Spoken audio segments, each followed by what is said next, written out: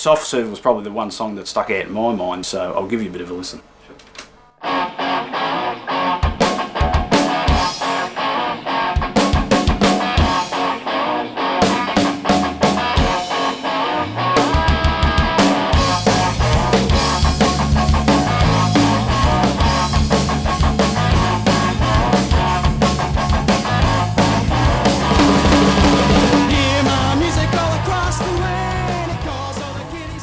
Getting ready before a gig, that was always my favourite memory of playing.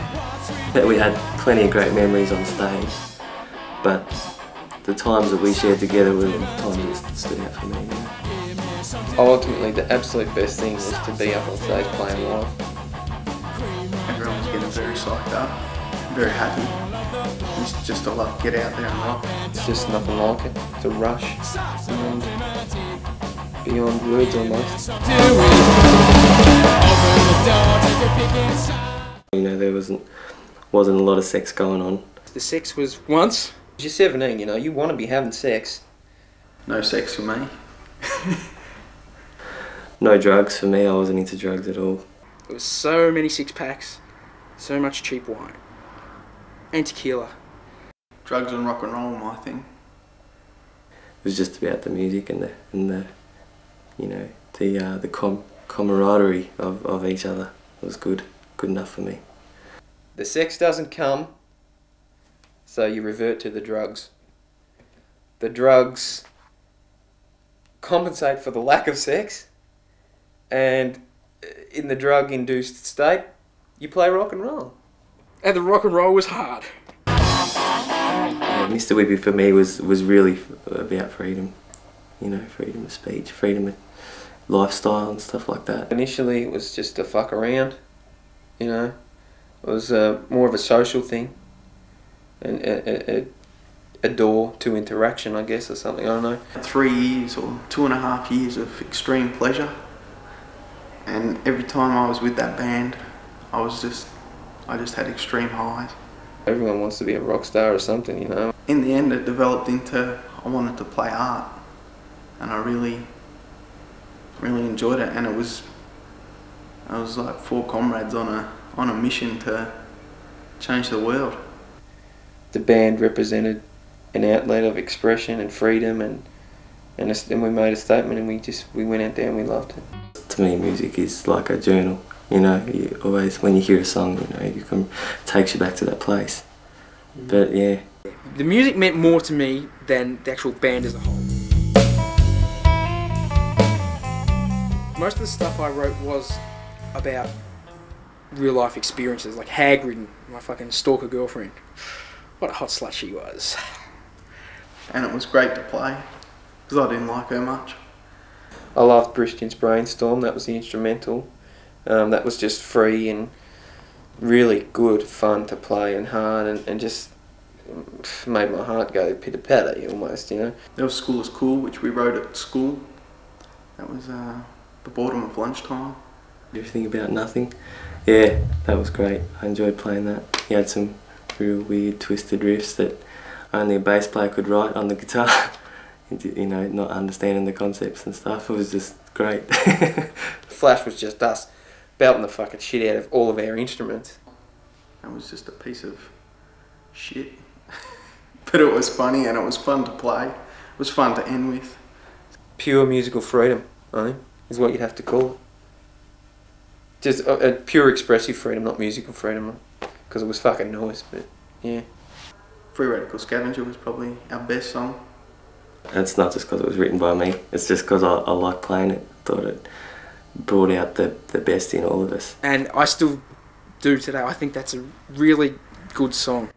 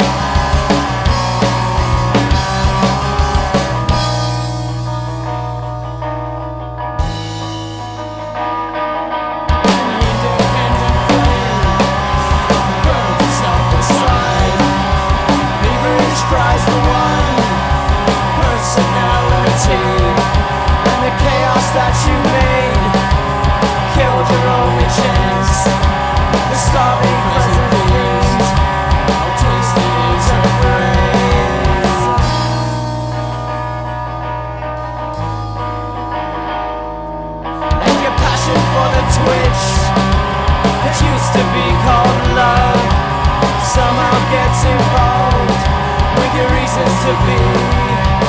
And the sense is an illusion, sensed emotionless. All the times we left our heart and visualized our home. Our influences started to pull us in different directions, more so than ever before, as we started to become more accomplished at what we were doing. What I really wanted the band to be was a hybrid of, what was it? It was Black Flag, 9 Inch Nails, and the Sex Pistols. It wasn't the stuff that I wanted to do. I wanted to make nice music. Probably Ty was too hardcore for everyone else. He was a great showman, but too full on for what we were doing, what we were trying to achieve.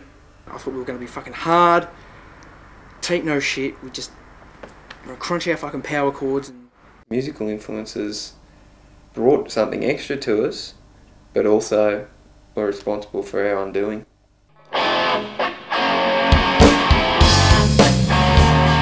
this was all around the time of Rape Man. We've recorded it by now. The guys still weren't happy with it. Its lyrical content was extreme, hardcore in the extreme. I was never actually in conflict with it because I liked it. I actually liked the music. I really liked the sort of really grungy, gritty, crunchy guitar, and just the way it plods along doing the same thing and then pumps into this big chorus at the end. It'd definitely get you a parental advisory sticker, and it's not something I'd encourage my child to listen to as a song. I mean, the shit he's talking about in that song is just some fucked up shit. In my logic, twisted, warped as it may be, it was an anti-rape song.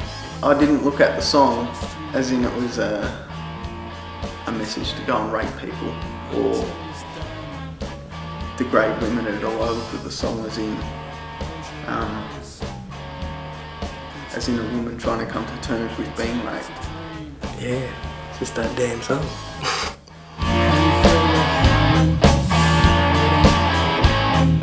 Then we played the St. Kieran's gig. We started playing Rape Man, and things were going fine and normal. And I went nuts. Just kept the song going longer than it should. Because it has the same chord progression throughout, we just play along to whatever he does. He extended the song by about twice its length, and introduced new lyrics such as screaming and yelling swear words at young people in the audience, or little girls, that's my recollection, that's what I see. I remember seeing a girl singing the song, Rape Man or something. Just pretty ruthless. It just hit home to me that that's the sort of stuff that we were, presenting to people, and that's just not what I wanted. And I'm sitting there drumming away, and I just looked at Chris, and Chris is looking back at me. He's like, what the fuck's going on? And I'm saying, I'm ready to walk, I'm ready to walk. And finally, he wrapped it up and brought it to the end. And after that, I just walked off stage and said, no, fuck that, that's it. It came as a surprise to me when I heard that's what I did, because I honestly cannot remember that. I'm out of here, I'm not playing in this band anymore because I don't want to be a fucking punk rock hard ass band, I want to be a good band.